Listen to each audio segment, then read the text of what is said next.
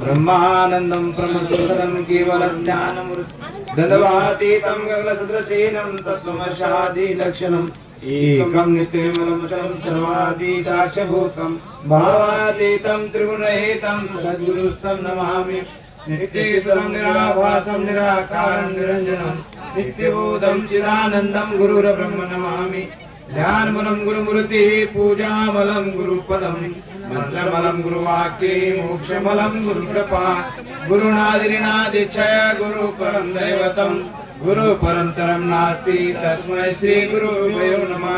सद्गुरुनाथ महाराज की जय। आनंदाय नमो नमः। श्री पूर्ण ब्रह्म सनातनाय नमो नमः। जय जय जय सद्गुरु निर्गुणा, जय जय सद्गुरु निरंजना, जय जय सद्गुरु गुणानिधाना गुणा गुणातीत तू। सद्गुरु महाराज की जय। श्री गुरु बाळगिरी महाराज शहादत्ताचे अवतार असणारे यांचे हे जीवन चरित्र आपण ऐकत आहात, तरी इकडे लक्ष देऊन सर्वांचं लक्ष राहू द्या आणि जास्त इथं बोलू नका। तर काय म्हणतात, तर सद्गुरु कसा आहे, तर निरंजन आहे, निर्विकार आहे आणि गुणाच्या अतीत आहे। गुण 6 गुण सर्वाला लागलेले आहेत, व्याप्त आहेत। 6 गुणामध्ये देवी दैवत सगळं आड करीत, परंतु देव आहे ते गुणातीत वेगळा आहे म्हणे। जय जय सद्गुरु परब्रह्मा, जय जय सद्गुरु आत्माभिरामा, सकळ जीवाची आरामा विश्राम धामा जगद्गुरु। असा जीवाचा विश्राम धाम जर कोण असेल तर ते दत्तात्रय प्रभू, जे जगाचे गुरु जगद्गुरु, हे जीवाचं विश्राम धाम आहे म्हणे। अगमा निगमा गोचरा अनादि सिद्धा परात्परा, तुची जीव लगामा सोयरा जीवाची जीवना। मग आता तो कसा आहे, तर आगमा निगमाच्या वेगळा आहे आणि तो जीवाचा मायबाप सखा सोयरा तो आहे म्हणजे। तोचे माया बाप दीनबंधू, करुणा करा कृपा सिंधू, जीवाचा तोडा वया भाऊ बंधू, जगी अवतरला से निजलीले। आणि असा तो असणारा जगत जीवाचा जीव बंधू, जीवाचा सखा मायबाप जीवलक असा तो दत्तात्रय प्रभू या जीवाचं भवबंधन तोडण्यासाठी अवतार घेतला। या कर्मभूमीला युगानुयुगी अवतार घेतला। आज सर्व अवतार आले गेले, परंतु अक्षय राहिला तो दत्तात्रय प्रभूचा अवतार। नाही पाहिजे वर्णाश्रमा, नाही पाहिजे कुळधर्मा उत्तमा, पाहुरी निज भक्ताचे प्रेम तू पुरुषोत्तमा अवतरसे। आता त्याला काय कुळ नाही, धर्म नाही, फक्त जगाचा भाव पाहून, भक्ताचा भाव पाहून त्या ठिकाणी अवतार घेणारा असा असतो देव। सवे घेऊन भक्तीचा सोहळा, जगी दाविसे श्री सद्गुरुची लीला, उघडी करून दावली कळा आत्मानुभवाची हो। आता हे जगाला काय अनुभव आहे हे ते उघडा करून दाखविला। जीवाच्या उद्धारण्याचं जे ज्ञान आहे ते सद्गुरूनं काय केलं, तर हे परत ज्ञान असणारं उघड करून जीवाला बोध देण्यासाठी हे उघड करून दाखवलं म्हणले। आत्मानुभवा कारणा वेदशास्त्राचे केले शोधना, परिस्वरूपाची ऊन खून कळीच नाही हो। आता आत्मनिवेदन आत्म्याचा उद्धार होण्यासाठी श्री गुरु बाळगिरी महाराजाचा जो शहादत्ताचा अवतार झाले, काय केलं त्याने येऊन, हे परज्ञान झाकून होतं, गुप्त होतं, हे ज्ञान कोणाला असं उघड नव्हतं, परंतु हे असणारं जीवाच्या उद्धाराचं जे परज्ञान, हे परज्ञान उघड करून अनुभवाची खून या जगाला उघडी करून दाखवली ते गुरु बाळगिरी महाराजांना। तुची आससी स्वतः सिद्ध, सेव घेऊन आत्मबोधा, अवतरुणी जगी प्रसिद्ध करसी उद्धार दीनानाथा। आता स्वतः सिद्ध आहेत ते, जे गुरु महाराजाचा अवतार आहे ते स्वतः सिद्ध आहेत आणि अवतार घेऊन या जीवाचा उद्धार करण्यासाठी कर्मभूमीला अवतार झाला त्यांचा। ऐसे सद्गुरु समर्थ दीनबंधू दीनानाथ, तयाचा महिमा यथार्थ भक्त जना शेवती जे। असा दिनाचा बंधू जगाचा नाथ असणारा तो स्वामी गुरु बाळगिरी महाराज या जीवाच्या अवतारासाठी, जगाच्या कल्याणासाठी अवतार झाला त्यांचा। गताद्यायी झाली कथा, यात्रा निश्चित करून केली सिद्धता, झाले संतोष सर्वाचे चित्ता ग्रामाधिकारी जनसकळ. आता कालच्या अध्यामध्ये जे आपण कथा ऐकली सर्वांना, यात्रा निश्चित केली. किवळा गावामध्ये महाराजानं मोठं मंदिर, त्या ठिकाणी मोठं संस्थान बांधलं, विहीर बांधली आणि त्या ठिकाणी जे जत्रा जे होती ते यात्रा काय केली तर त्या गावामध्ये चैत्र सुद द्वादशीची यात्रा एक भरवली आणि दसरा ते पासून दसऱ्याची जी पौर्णिमा राहते त्या पौर्णिमेपर्यंतची ते यात्रा भरवली. अशा 2 यात्रा महोत्सव महाराजांना केल्या. हे आपण कथा कालच्या अध्यामध्ये ऐकलेली आहे. आता पुढे बहु रसाळ प्रत्यक्षे श्रुती व्हावे मराळ. करुणा घ्यावा सद्गुरु सोयरा दयाळ चित्ती सादरे होई जे. मग आता पुढे ऐका म्हणले, पुढची कथा जी आहे ते फार रसाळ आहे आणि गोड आहे. गोड तर काय आता सांगायचं झालं तर म्हणले, मौळाचं मध सगळ्याला माहित आहे फार गोड राहते, परंतु त्याच्यावर कशा माशा लागतात बसतात. तसे तुम्ही त्याचे एक मराळ व्हा. जसं फुलाला भुंगा त्याचा आकर्षित होतो तसं कथेच्या शब्दावर तुम्ही मराळ होऊन आकर्षित व्हा म्हणले. श्री गुरु बाळगीर महाराजांची व्रती निरसली भव सिंधूची. सोडली बेडी कर्मा कर्माची नामस्मरणे करोनिया. आता श्री गुरु बाळगीर महाराज अवतार झाला आणि कर्माचं जे बंधन होतं या जीवाला लागलेलं, नाना प्रकारच्या कर्मामध्ये उपासनेमध्ये कर्मकांडामध्ये हे जग सारं भुललेलं होतं. नाना प्रकारचे कर्मकांड करणे, नाना दैवताची पूजा अर्चना करणे, अशामध्ये हे जग अडकलेलं होतं आणि या जगाच्या या कर्मबंधनातून मोकळं करण्यासाठी गुरु बाळगीर महाराजांचा अवतार झालेला आहे. सदा समाधिष्ट ठेवणी मना मुखे करीती दत्त नाम स्मरणा. आसनी भोजनी शेनी नामस्मरण कदा काळे खंडेना. आणि एकच वर्त, आसनी भोजनी सैनी स्मरण अक्षय खंडायचंच नाही. दत्त दत्त दत्त दत्त दत्त दत्त दत्त दत्त दत्त दत्त म्हणायचं आणि आपण म्हणून दुसऱ्याला सुद्धा दत्त दत्त म्हणायला लावायचा. अन्नदान आणि नामस्मरण हे 2च वर्त महाराजांना जीवाच्या उद्धारणासाठी आपल्याला सोपा आणि सुगम उपाय मार्ग दाखवून दिला भक्ताला. नाम तेजी नित्य समाधी नामेची होते आत्मशुद्धी. नामेची भवाब्दी आदी व्याधी निरसून जाये क्षण मात्रे. नामानं शुद्धी होते. नामानं सर्व काही आधी व्याधी जे काही हा भव म्हणजे हा संसार माया भव आहे, या मोहामध्ये सर्व जीव अडकलेत. सर्व जीव कुठे अडकला आहे? मोहामध्ये अडकला आहे. हे मोह ते मोह ते मोह ते मोह कुठेही गेला. 4 दिवस 8 दिवस आपण आता घर त्यागून या ठिकाणी आलो आहोत, पण आपलं सगळं या इथं आल्याच्या नंतरही आपल्या कोण्या वस्तूमध्ये कोण्या याच्यामध्ये आपला मोह आहेच अजून. आणि घराकडे जाण्याचा तिकडचा खबरा घेण्याचा मोह आहेच. म्हणजे हा मोह जीवाला सोडत नाही. परंतु या मोहातून या आधीतून व्याधीतून सर्व जीवाला सहजगीत्या तारण्यासाठी गुरु बाळगीर महाराजांचा अवतार झालेला आहे आणि त्यांनी हे सहज करण्यासाठी अन्नदान आणि नामस्मरण हे आपल्याला साधन दिलेलं आहे. या साधनाचा सदुपयोग करून जीवानं तरुण गेलं पाहिजे, हा बोध गुरु महाराजांनी केलेला आहे. नामेची तुटे भवरोग नामेची खंडी कर्म भोग. नामेची होतसे भयभंग दुरुते सर्व जाती पळोनी. काय सांगावं, नामाचा फार आघात महिमा आहे. नामानं हे जीवाच्या माग लागलेलं हे जन्म मरण हे भवबंधन आहे ते तुटून जाते. नामाने नाही ते पाप असेल कोणतं ते पापही खंडून जाते. नाही नाही अगणित दोष जरी घडले असतील तरी नामाने नाहीसे होतात. मात्र आपण सर्व भक्तांनी ते याच्यावर विश्वास ठेवला पाहिजे आणि नामस्मरण केलं पाहिजे त्या दत्त प्रभूचं. नाम प्रत्येक परब्रह्मा हेची श्रुतीचे मुख्य वर्मा. नामची निवारी सकळ श्रम संसार तापत्रयाचा. सगळ्या श्रुतीचं वर्म आहे. वेदानं शास्त्रानं 4 वेद 6 शास्त्र 18 पुराण आणि श्रुती जे काय ऋषितिकानं जे काय ज्ञान चर्चा केली त्याच्यामध्ये मुख्य काय सांगितलं असेल सार तर ते आहे नाम. आणि हे नाम कोणाला बी घेता येते. याला काही शिक्षण शिकलेला पाहिजे किंवा विद्यावंत ज्ञानीवंत पाहिजे असं काही नाही. फक्त गुरुच्या वचनावर विश्वास ठेवून नाम कोणाला घेते आणि नाम सर्व शास्त्राचं श्रुतीचं सार आहे म्हणले. सर्वांमध्ये श्रेष्ठ काय असेल तर ते एक नाम आहे म्हणले.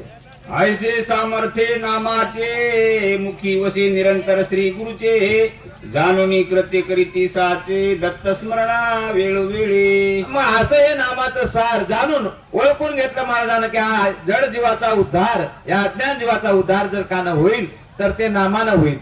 नामा एवढं साधन दुसरं काही नाही. म्हणून हे सार ओळखून घेऊन महाराज नित्य नाम स्मरण करत होते ना. त्यांच्या मुखवाणीला खंड पडत नव्हता. अक्षय ते दत्त दत्त दत्त दत्त म्हणत होते आणि इतर भक्ताला बी ते आपल्या सहज वाणीतून बोध करून नाम घ्या असं ते सांगत होते. असे ते गुरु महाराज बाळगिरी महाराज होऊन गेले आणि आपल्या या सर्व भक्ताला त्यांनी हे रूढी पाडून दिली की आनंदानं नाम स्मरण करा. सांगला ते अवतार जीवाच्या उद्धारासाठी आला. महाराजांची वृत्ती निवाली म्हणून जगात कीर्ती झाली. दत्त स्मरणाची नामावळी निशिदिनी गर्जती स्वमुखी. सर्व जगामध्ये कीर्ती पसरली. हा हा म्हणता महाराजाची कीर्ती सर्वत्र झाली. बाळगिरी महाराज पिवळ्यामध्ये आले. धन्य ते साधू सर्वजण म्हणू लागले. महाराजाची वृत्ती त्याच्यामध्ये निवाली. जगाला सर्व काही सांगावं लागत नाही. जग असं आहे ते आहे ना आहे असं सर्वजण याच्यामध्ये आबाल वर्ग तरुण सर्वसाधारण जग आपण म्हणून जातो. महाराजाची कीर्ती कळायला कितीसा वेळ लागणार आहे. सर्वत्र जगभर जगात कीर्ती पसरली महाराजाची. शिष्य शाखा होत जात वर्णाश्रम काही नसे तेत. ब्राह्मण वैश्य क्षुद्र तेत क्षत्रिय किंवा कोणी असो. मग आता त्या ठिकाणी जातपात काही नाही. नाम घेण्यासाठी नामाचा अधिकार सर्वांना आहे. मग याच्यामध्ये जातीचे काही घोडा अडत नाही. मग कोणी असो, क्षत्रिय असो शूद्र असे, ज्या 4 वर्ण आहेत ब्राह्मण क्षत्रिय वैश्य आणि शूद्र अशा 4 वर्ण आपण या ठिकाणी शास्त्रानं सांगितलेले आहेत. या वर्णापैकी कोण्याही वर्णातला जरी शिष्य आला आणि तो जर सदा आचरणी आणि नाम स्मरण करणारा जर असेल सात्विक तरी ते महाराजांना त्याला शिष्यपद करून घेतलं. अशा प्रकारचा अखंड नामाचं स्मरण करण्यासाठी महाराजांना बोध चालवला. नाही उच्च नीच जात दरिद्री किंवा भाग्यवंत. दैवहीन किंवा लक्ष्मीकांत भाव तयाचा शुद्ध असावा. बस बस काहीच नको म्हणले दुसरं. उच्च नको किंवा नीच नसो. उच्च जातीचा असो किंवा एखादा नीच जातीचा असो. दैववान असो की दैवहीन असो काही देणं घेणं नाही. पैसा आहे म्हणून त्याला पैसेवाला आहे खूप उच्च जातीचा आहे परंतु आचरण शुद्ध नाही आणि नामस्मरण मुखामध्ये नाही. काय करावं. आणि नीच जातीचा आहे दैव बी नाही त्याच्याकडे परंतु नामस्मरणावर त्याचा दृढ विश्वास आहे सुद्धा आचरण आहे तरी ते सर्वश्रेष्ठ आहे. म्हणून दुसऱ्याशी काही देणे घेणे नाही. जो कोणी नामस्मरण करता असाल त्याला आपला शिष्य मानून घेतलं म्हणले. जातीमध्ये निवड नाही चनेवार कोष्टी लिंगायत पाही. चित्त जयाचे शुद्ध नाही तयाशी उपदेशे करती ना. मग आता जातीमध्ये काही नाही म्हणजे भेदभाव. कोणी असो म्हणजे पौष्टिक असो चनवार असो चांबार असो कुंभार असो वढार असो किंवा मराठी असो किंवा ब्राह्मण असो किंवा सुतार असो किंवा लवार असो कोणी असो. जेवढ्या आपल्या जाती आहेत सांगितलेल्या तेवढ्या जातीतला कोणी असो परंतु त्याच्या मुखामध्ये नाम स्मरण आणि त्याचा आचरण शुद्ध जर झालं तर त्याला महाराज त्याला प्रसन्न होत होते आणि त्याला आपला शिष्य करून घेत होते. त्याला जाती उच्च निचाचं काही देणं घेणं नव्हतं. सुतार शिंपी आणि सोनार 1000 पटीन आणि कुंभार नसे जाती भेदाचा अन्य विचार सर्वाशी उपदेशिती. हो असो कोणी म्हणले सुतार असो कुंभार असो वडार असो जाती भेदाचा काही नव्हता. परंतु ज्याला जर महाराजाकडून नाम उपदेश घ्यायचा असेल आणि त्या सतत नाम द्यायचा असेल तर महाराजांना फक्त त्याची वर्ती कशी आहे त्याचं आचरण कसं आहे त्याचा शुद्ध भाव आहे काय तो एकनिष्ठ आहे काय हे पाहून त्याला नाम देण्याचा विचार करावं असं महाराजाचं वर्त होतं. साळी माळी तेली तांबोळी गुरव फुलारी आणि निराळी मनोरवार भोई आणि कोळी येती शरणा गुरुराया. ताळी म्हणजे लिंबोळी जाती एक प्रकारच्या नाहीत.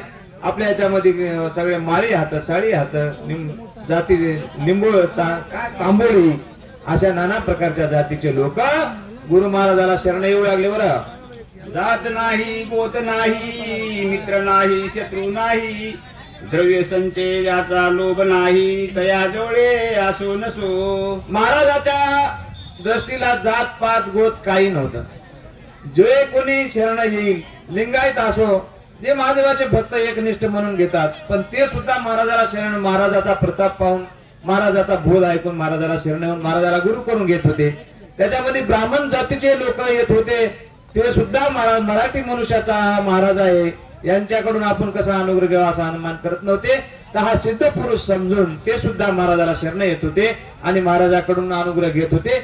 म्हणून या ठिकाणी सांगितलेलं आहे महाराजाच्या वरती कशी होती. आणि त्यावेळेसचा जो आपला जो परिवार समुदाय होता, संप्रदाय, या संप्रदायामध्ये आनंद संप्रदायामध्ये जे जे कोणी नामाचा इच्छुक आहे आणि सदाचरणी आहे त्याला महाराज अनुग्रह देत होते. शुद्ध असावे अंतकरणा, कुबुद्धी नसावी महामळीना, योगी असावा उपदेशा लागून, बुद्धी भ्रष्ट तो दुर्गुणी नसावा. बस एवढंच एक पाहत होते. तो जे शरणही आलाय आणि ज्यांना अनुग्रह घेण्यासाठी महाराजाकडे आलाय, त्या नाम घेण्यासाठी, त्याला फक्त ते कसं राहावं हे पाहत होते. शुद्ध अंतकरण त्याचं शुद्ध राहावं आणि त्यांचं नामस्मरणावर निष्ठा राहावी. आणि पुन्हा आचरण शुद्ध म्हणजे काय बाबा, आता हे जे 7 व्यसनी आता आणि 7 व्यसनी मध्ये मनुष्य आत्म्याचा जीव अडकलेला आहे. तर याच्यामध्ये दारू पिणे, पानं खेळणे, मांस खाणे आदी आणि पुन्हा बरेच काही. आता याच्या ठिकाणी नाव घेतलं तर ते सर्वाला या ठिकाणी थोडस अवघड वाटेल, परंतु या 7 व्यसनीतून मुक्त असलेला आत्मा, शुद्ध आत्मा कोणी असो, मग ते कोण्याही जातीचा असो, उच्च नीचाची काही नाही, अशाला महाराज नामोपदेश देत होते. सुचिस्मत जयाचे हृदय कमळा, मृदू शब्दाचे निरती बोला, तोची गुरुचरणाचे तीर्थ घेईल, अन्य येथे पवित्र नसे की. अन्य कोणी पवित्र नाही, ज्याचा अंतकरण सुशुद्धित आहे, निर्मळ आहे, शुद्ध अंतकरणाचा आहे, तो उच्च नीच जातीचा फरक नव्हता. तर शुद्ध अंतकरण, जर अंतकरणाचा जर कोणी सद्भक्त असेल तरच सद्गुरूच्या पायाचं चरणाचं तीर्थ घेत होता म्हणले. जार कर्मी नसावे रत, स्त्री किंवा पुरुष निश्चित, परधनाभिलाषी ठेवून चित्त, सदा तळमळे विषयासे. आता बघा ते म्हणले असा त्याला राहू नये म्हणले, विटा आहे. जार कर्मी नसावे रत, स्त्री परपुरुष परस्त्रीशी ठेवून चित्त, अशा प्रवर्तनाचा जर कोणी असेल तर तो उच्च असला काय आणि नीच असला काय याच्याशी तो मतलब नव्हता. जर ह्या आचरणानं जर युक्त असेल, मलिन असेल, असं ज्याचं अंतकरण मलिन असेल तर त्याला ते स्वीकारत नव्हते. त्याचा शुद्ध अंतकरण असेल, ते कोण्याही जातीचा असेल तरी त्याला स्वीकारत होते, परंतु त्याला हे गुण नसले पाहिजे हे पाहत होते. सुरा पाणी मांसाहारी, दुष्टपतित दुराचारी, दुसऱ्याची जो भोगील नारी, तयाशी उपदेश करती ना. मग आता जे कोणी दारू पिणारा, मांस खाणारा, परस्त्री गमन करणारा असा जो कोणी पुरुष असेल त्याला उपदेश, त्याला अनुग्रह महाराज देत नव्हते. शिष्य जो का कोणी होईला, शपथ घेऊन करती बोला, गुरु आज्ञेशी जरी करी पोल, बाही बहिरे होऊन अंधामे. मग आता असो कोणी शिष्य, पूर्वी काही माहित नव्हतं म्हणले देवा, अज्ञानपणानं काय झालेलं झालं, पण आम्ही आता तुम्हाला शपथ खाऊन सांगता आणि पूजेवर मुठभर तांदूळ टाकता आणि इथून पुढे महापूजेवर तांदूळ असे म्हणून वाहता की येथून पुढे मी चोरी करणार नाही, परद्वार करणार नाही, परस्त्री गमन करणार नाही, दारू पिणार नाही, मांस खाणार नाही, उपवास तपास धरणार नाही, अन्य देवाला शरण जाणार नाही, एकनिष्ठ तुमच्याशी राहील आणि तुमचा शब्द मी मोडणार नाही, अशा प्रकारची जर शपथ कोणी खाली आणि ते शपथ खाऊन जर अनुग्रह घेत असेल तर मग त्याला अनुग्रह देत होते. आणि मग आता त्यानं शपथ खाऊन मोडली तर त्याचं काय होईल आता ते बघा, त्याचं पुढे ते सांगतात. ठेविती डोळ्यावरी हात, म्हणून शरण गुरुशी येता, आणि मुला बाळा सहित उपदेश घेते श्री गुरुचा. मग आता त्या ठिकाणी सर्व परिवार महाराजाला शरण येत होते, बाळगिरी महाराजाला, आणि आपल्या डोळ्यावर आपले हात ठेवत होते. महाराज, मी जर म्हणले बोललेला वचन मोडलो तर माझे हे डोळे हात ते जातील असं म्हणून शपथ घेत होते आणि महाराजाचा उपदेश घेत होते. बरं, गंधाक्षरा पुष्प श्रीफळ, कर्पूर उद्बत्त्या शर्करा पुंगी फल, साहित्य सिद्ध करून सकळ संकल्प सोडते गुरुपदे. आता ज्यावेळेस गुरु करायच्या त्यावेळेस संकल्प घेतात, गुरु करते वेळेस त्याला फुलाचं कंगन करून त्याला बांधल्या जाते, त्याचा विधी आहे गुरुला संकल्प सोडण्याचा तो विधी. मग आता तिथे काय आहे, 1 नारळ, 100 रुपया दक्षिणा आणि 1 रुपया. रुपये हे देवा ईश्वराबरोबरची माया आणि ईश्वर साक्षी ठेवून, परमेश्वर साक्षी ठेवून हातामध्ये हे धान्य, या अन्नावर, अन्नमय हा जीव प्राण आहे, याला हातात घेऊन, रुपया हातात घेऊन, देवाला साक्षी ठेवून, गुरुला साक्षी ठेवून संकल्प करायचा, शपथ खायची आणि नंतर मग महाराजाचा अनुग्रह घ्यायचा. रुपया एक दक्षिणा देऊन हाताशी बांधले पुष्प कंगण, जे जे सद्गुरु आनंद म्हणून पूजा विधाना समर्पिले. मग 1 रुपया हातावर द्यायचा, हाताला कल्लर बांधलेला आहे आणि 1 पुष्प त्या ठिकाणी हातावर देऊन गंध अक्षता आणि 1 रुपया त्याच्या हाती देऊन त्याला पूर्ण संकल्प करायला लावायचा. तन मन धन गुरुशी अर्पण हात संकल्प झाला. परंतु जीवनामध्ये आपण सत्तव्यसनामध्ये न पडता दुसरा पापी आता अनाचार काही न करणार हे बी शपथ खाऊन देवावर तांदूळ व्हायचं, अशा विधी प्रमाणे त्याला अनुग्रह देत होते. मग तयाचा धरुणी हात दोय करणी हो मंत्र उपदेशित, मूळ बीज मंत्राचे साधिले हित वाडे परमार्थ रूप सदा. मग त्याला हाती धरून त्याला अभय हस्त ठेवून मूळ बीज जे आहे आज एका आपल्या जीवाच्या उदाहरणाचं जे नाम आहे ते मग सद्गुरु त्याला देत होते. श्रोते घेतील येथे शंका, पती पत्नीच गुरु एकच का हो, पती झाला पत्नीचा गुरु बंधू निका तया अंतर काय असे. मग आता याच्यामध्ये किती निर्माण केलं बघा.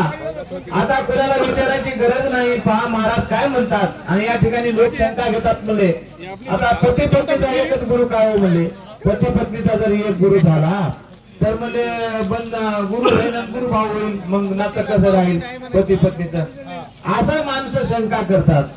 तरी महाराज काय म्हणतात तिथं त्या शंकेचं कसं उदाहरण निर्मळ करतात शंका, ते ऐका म्हणले आता ध्यान देऊ ना. मुलगी मुलगा आपली लेकरे, ते आपले पासून जन्मले खरे, मामे काकी व्याही सोयरे, तेही गुरु बंधू होता ते. मग आता या ठिकाणी आपली मुलगी असेल, आपला लेक असेल, आपली सून असेल, विवाह असेल, जावाई असेल, आपला पती असेल, आपण त्याची पत्नी असेल, बहीण असेल, भाऊ असेल, संपूर्ण परिवार एका गुरुचे शिष्य होऊ शकतात. याच्यामध्ये कोणी शंका घेऊ नये की बाबा पती पत्नीला एक गुरु राहू नये.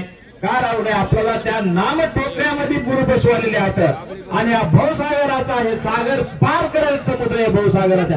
मग त्या ज्यावेळेस आपण टोकऱ्यामध्ये बसता त्यावेळेला मी पत्नी आहो, मी पती आहो, मी भाऊ आहो, बहीण आहो, एका टोकऱ्यात कसं बसावं म्हणतं काय, काय बाजूला बसता दुसरा टोकरा करता काय, नाम टोकऱ्यामध्ये बसण्याचं. त्यासाठी महाराज या ठिकाणी स्पष्ट करत आहेत की बाबा म्हणले पती पत्नीनं अशी शंका घेण्याचं काही कारण नाही की दोघांना एकच गुरु करावं की नाही, तर दोघांना तर करावंच, पण सर्व परिवारानं एक परिवाराचा एकच गुरु राहावा. नुसत्या परिवाराचाच राहू नये तर याच्याही पलीकडे जाऊन महाराज सांगतात की युवाई असो जावाई असो आपला कोणी नातलग असो त्याला सुद्धा एकच गुरु राहावा म्हणले. माता पित्याचाही तोच गुरु, येते आम्हा दिसतो अनाचारू, करुणी पाहता परवा विचारू, काहीच ताळमेळ लागे ना. आता शंका घेऊन सहजरित्या भक्त मंडळी भोळे भावे भक्त विचारू लागले देवा महाराजाला. महाराज म्हणले मायबापाचा बी एकच गुरु, आमचा बी एकच गुरु, आमचा दोघा पती पत्नीचा बी एकच गुरु, जमते की नाही. एक असं शंका आपल्या भक्ताईनं पुसली.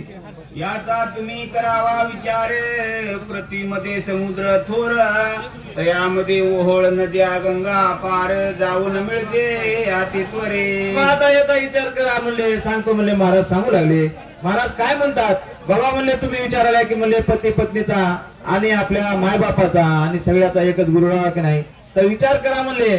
जसं की होळ बी नाला, पहिला सुरू आपल्या गावातला नाला राहते, नंतर मग होळ, मग हे नाला होळ हे सगळे काय करतात गंगेला जातात आणि सगळे मिळून कुठे जातात समुद्राला जातात.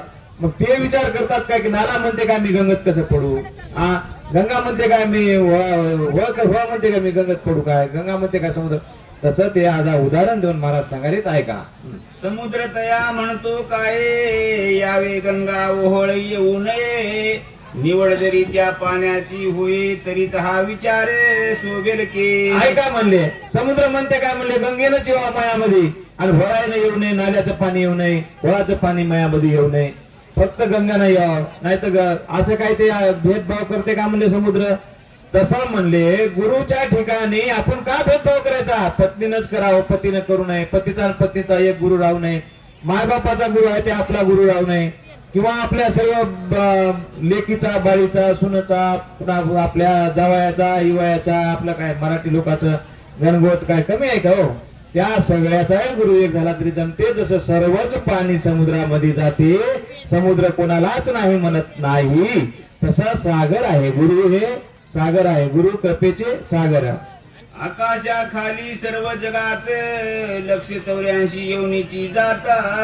कोणाशी छाया कोणी उन्हात आयसे तया ठाये वरतेल का. बघा म्हणले अनेक एक दृष्टांत देऊन सांगतात महाराज, सोपं करून सांगतात, ओळखू येईल असं की आकाशाखाली 4 खाणे आता अंड जार स्वतेज उद्बीज हे 4 खाणीचे जीव आता. एका खाणीचे 21 लाख जीव. त्याला वेगळा आहे काय, त्याला पाऊस वेगळा, त्याला वारा वेगळा, त्याला ऊन वेगळं, त्याच्यासाठी सूर्य वेगळा. 18 पगड जातीसाठी किंवा सगळ्या 4 खाणीसाठी ती एकच सूर्य, एकच हवा, एकच पाणी, एकच आकाश आहे. तसं गुरु आहे ते आकाशासारखं आहे बाबा.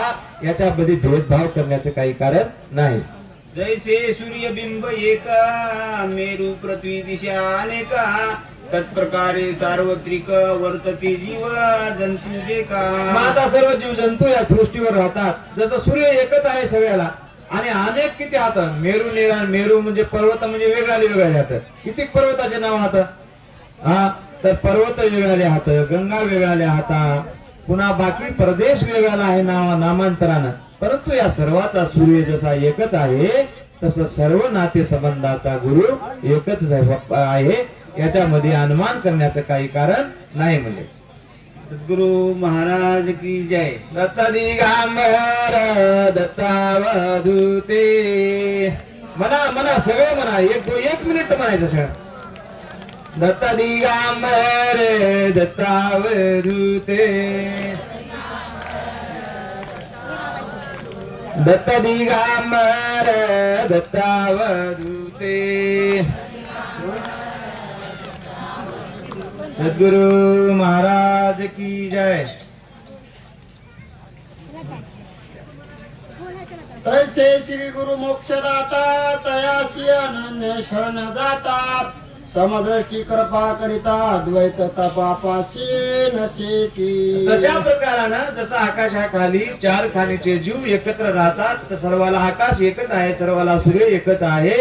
असा द्वैत मनामध्ये काही न करता सद्गुरु सगळ्याला एकच, गुरु सगळ्याला एकच. याच्यामध्ये काही पती पत्नीनं वेगळा विचार करायची काही गरज नाही बाबा म्हणले. श्रोते म्हणते धन्य धन्य अमुचा संशय निरसला पूर्ण. आता पूर्वीचे अनुसंधान विदित करावे गुरु कृपे. आता सर्व भक्त होते, मग गुरु करायला आले होते महाराजापाशी. त्याचा जे संशय होता तो महाराजांना संशयाचं निरसन केलं आणि पती पत्नीला एकच गुरु जमते हे सर्व त्या दृष्टांत पूर्वक सांगितल्याच्या नंतर आता महाराज म्हणले धन्य धन्य आमचा जो संशय होता तो नाहीसा झाला म्हणले. आता बहुत झाले शिष्य सज्ञान संप्रदाय चालविती प्रेमे करुणा. प्रत्येकी पौर्णिमेशी येऊन करीती सोळा आनंदाचा.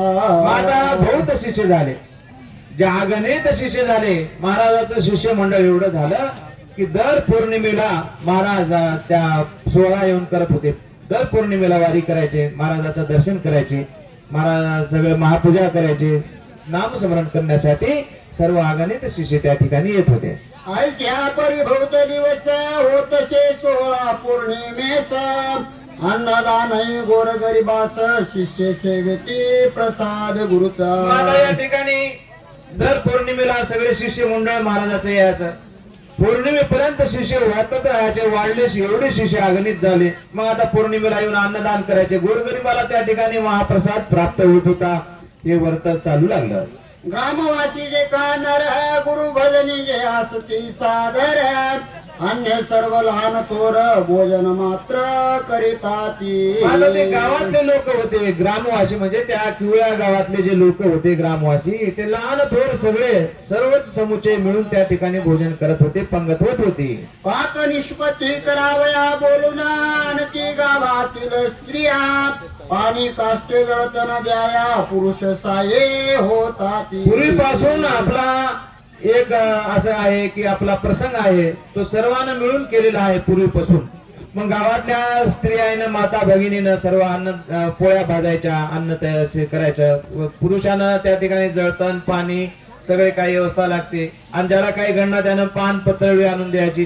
जे भोजन पंगत आहे ते करण्यासाठी महाराजाच्या मठामध्ये महाराजाचे काय तिथे आहेत का कोणी सुना आहेत का लोक आहेत का आपणच सगळे त्याचा परिवार आहे महाराजाचा मग आपणच केलं पाहिजे आणि पूर्वी महाराजाचं केलंय कोणी कुचराई केली नाही कशामध्ये ज्याला जे घडाल ते मोकळ्या मनानं आणि शुद्ध अंतकरणानं महाराजाची सेवा केली तरच आपल्या जीवाचं बी हित झाले आणि पूर्वी महाराजाच्या तिथं बी पंगत होत होती तर सर्व लोक त्या ठिकाणी स्वयंपाक करत होते जेवू घालत होते जेवू वाढत होते सर्व कार्य करत होते म्हणले पानपत्रावळीची व्यवस्था झाली नसेल तरी त्वरिता भंडारी लोकाच्या घराशी जाता पत्रवाळी देती हानोनिया. मग आता त्या ठिकाणी भोजनाला पहिले पानपत्रवाले पळसाच्या पानाची लावत होते आता पैशावर झाले यायचं नेलं की जाण्याचं कोणा कष्टच नको पण ते जे त्याचं नाव होतं ते पत्रवाळ्या लावणाऱ्याचं काहीतरी भंडारी म्हणत गेले त्याला त्यांच्या घराकडून जाऊन ते पत्रवाळ्याचे दिव्य पत्रवाळ्या आणायचे म्हणत्या माझी हित सेवा न घडे तुझे काही गुरु राया